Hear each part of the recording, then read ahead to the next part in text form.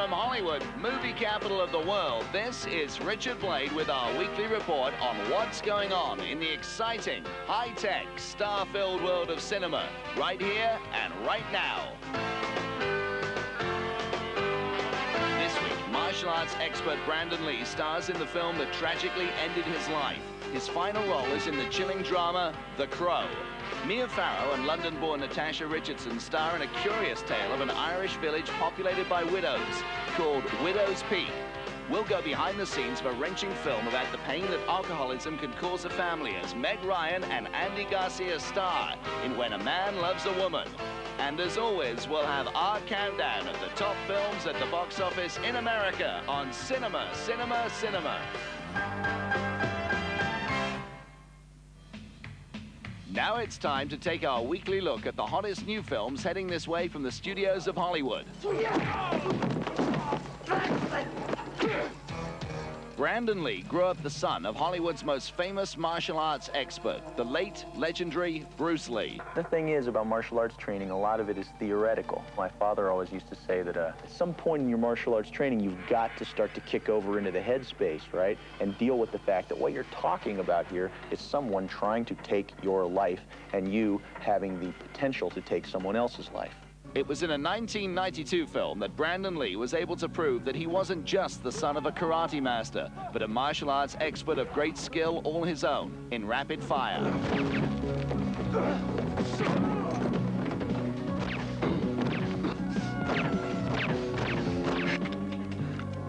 Then, just last year, Brandon Lee's life came to a tragic end when what was supposed to have been a blank turned out to have been a live shell. A shot that killed him during the filming of his last movie, an eerie film about a man who returns from the dead, The Crow.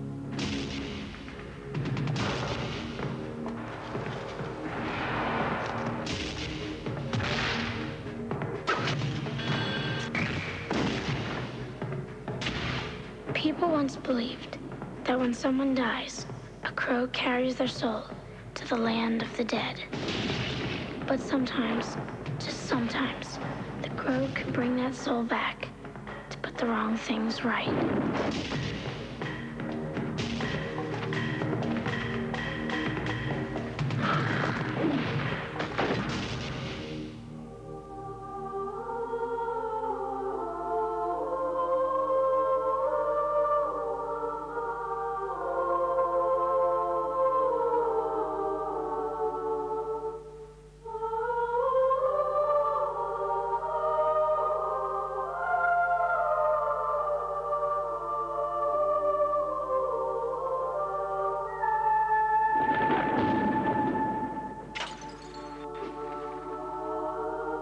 Real love is forever.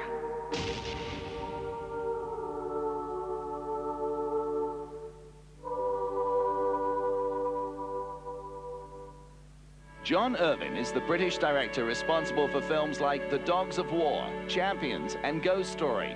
He tries something very different, constructing a tale of women in conflict starring Joan Plowright, Natasha Richardson, and Mia Farrow, together in Widow's Peak. It was a lovely little town. Hello! A town where ladies were happy with the lives they led. Ladies, are you coming in, or aren't you? Because most of their men were dead.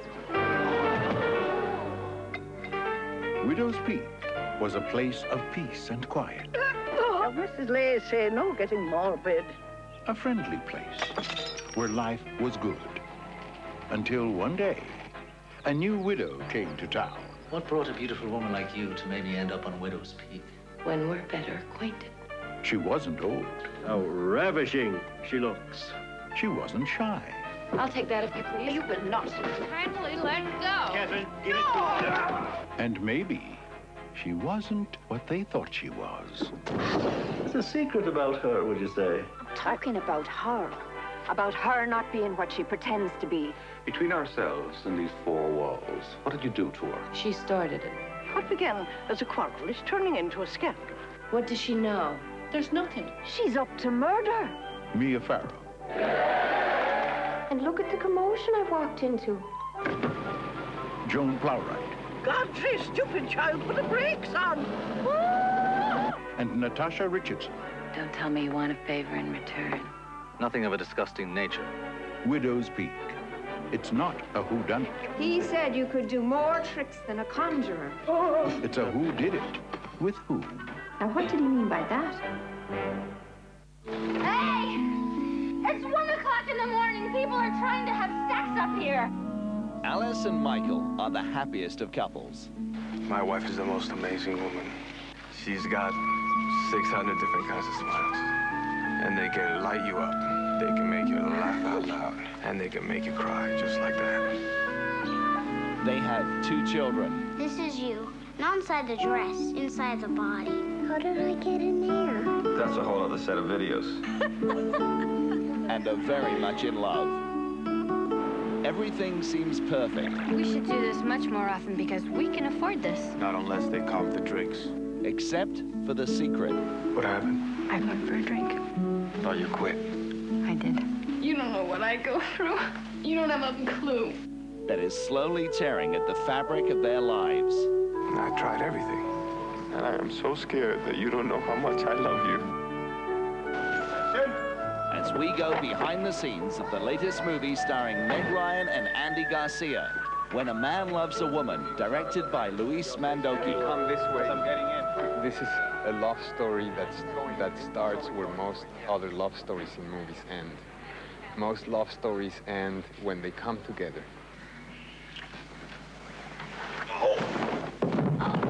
And this movie starts, at that point the romance is gone, the fires are gone, and the top work starts. I know we have pressures. And we need to have fun.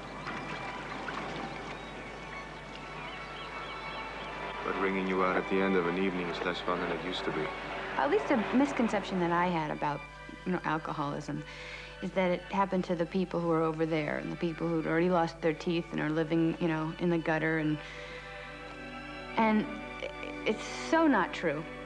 I just want to make a phone call to my husband. If you wanted to make a phone call to your husband, would you call that a problem? No, but I'm not in detox dealing with an addiction. Look, we'll let you make a phone call. Now! Now is when I want to call him! Now! Can you understand anything? Yeah. I can. There's stuff happening to them that they don't have control over, total control over. And it's about people that you root for learning to make adjustments in life. When you think you know what your marriage is based on, and you think you know what your life is based on, and then this crisis comes and shuffles the cards. Ask me how much I want to drink right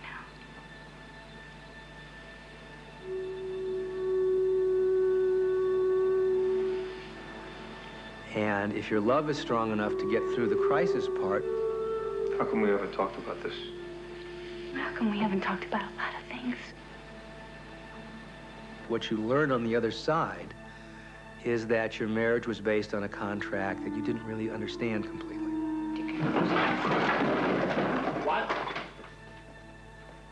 Excuse me for taking my life personally, Alice. What is wrong with our home? Nothing. You said it was something. What is it, huh? Is it the couch? Is it an area rug? Or is it possibly Alice, Alicia, me? The movie's really about the terms of a relationship being renegotiated. Well, it's a codependent relationship, so obviously, that one thing doesn't happen without affecting the other. I am not your problem. I am not your problem to solve. It was so much more fun in the old days, wasn't it, Michael? I'd get drunk, I'd pass out, and you'd put me back together. That was the best, huh? That made you feel good. And that's what hurts. Ultimately, he has to learn that he serviced, in a way, her disease. He let it go on without, talking about it. There's a very specific denial kind of system going on here. No matter how dark it gets, he's willing to go there with her. And ultimately, when it gets to its darkest point, is where he finds the most darkness in himself. She's doing great. She has her life back. She seems to have her life back. I, on the other hand, I'm not doing so good, which is funny, I guess. We must kind of really work hard at preserving the family unit. I miss my wife. Because it's an easily destructible item. It's so precious, like porcelain, and it can easily shatter. I think the issues are just so basic. They're all so basic. It's about, you know, loving someone. You know, it's about loving your children. It's about loving yourself. It's, you know, these things are just so fundamental.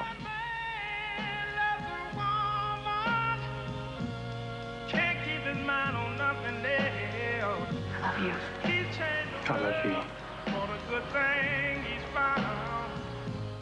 At number 9 is a movie featuring an all-star cast, including Glenn Close, Michael Keaton, and Robert Duvall, creating enduring roles as hard-boiled newspaper reporters in the tradition of classic films like The Front Page. Ron Howard directs the mayhem in the newsroom in The Paper. You got a cop quote? What? Quote, you know, they talk, you write, we print. Oh, cop quote. They got me on hold. Go there, talk to him, and get me something. Working on the quote. Great, fine. Good. It's a great lead. We'll follow it up tomorrow, but without a confirmation, we still run gotcha. Boy, what if these aren't the guys? What if they're innocent? We chain them today, we make them look good on Saturday.